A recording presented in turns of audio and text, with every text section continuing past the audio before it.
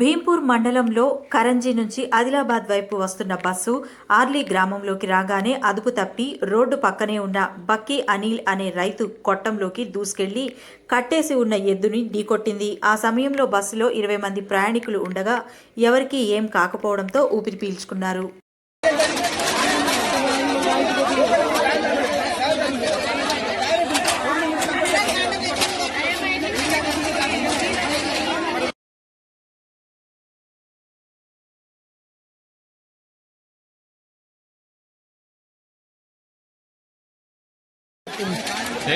अरे लेट అవుతుందిరా భయ్య. మరి